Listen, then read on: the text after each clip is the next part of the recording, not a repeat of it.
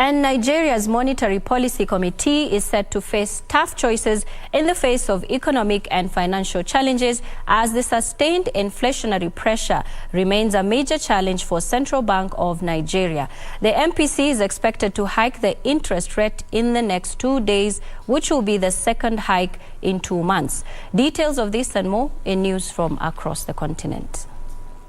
Nigeria's economic growth is flattening, heightening fear of the worst stagflation in recent years. In the first quarter, the economy grew at 3.1%, a far cry from the expectations of the government. The Consumer Price Index maintained its upward trajectory to 18.60% year-on-year in June, compared to 17.7% in the corresponding month of 2021. This is the highest rate of change in prices recorded since January 2017, month-on-month. The headline inflation rate also strengthened to 1.82% in June and 1.78% in May.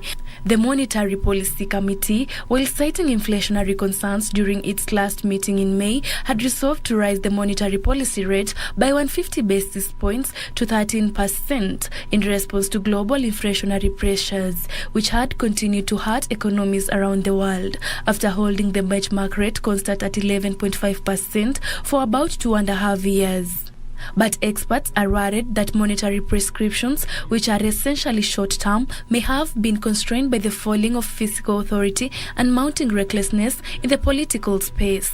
Meanwhile, Ethiopia generated $14.5 million in export revenue from the Chinese-built industrial park in the past fiscal year. The Diredawa Industrial Park has 15 factory sheds built inside the premises of the industrial park. The industrial park generated the reported export revenue from products such as shoes and textile products, among others. The East African country had an initial target of generating $4.63 billion from the export sector. The reported $4.12 billion was said to be a 13.81% increase as compared with the previous fiscal year's $3.62 billion in export revenue. Agriculture sector contributed about 72% of the total earnings, while the mining, industry and electric energy sectors contributed the remaining shares of the annual export revenue. Finally, Zambia has launched a program to attract investment in its water and sanitation sectors to become water secure by 2030. Zambian President Hakainde Hichilema said African countries should prioritize investment in the water sector for the critical roles water play in the development and called for political will by African leaders to ensure investments in the sector.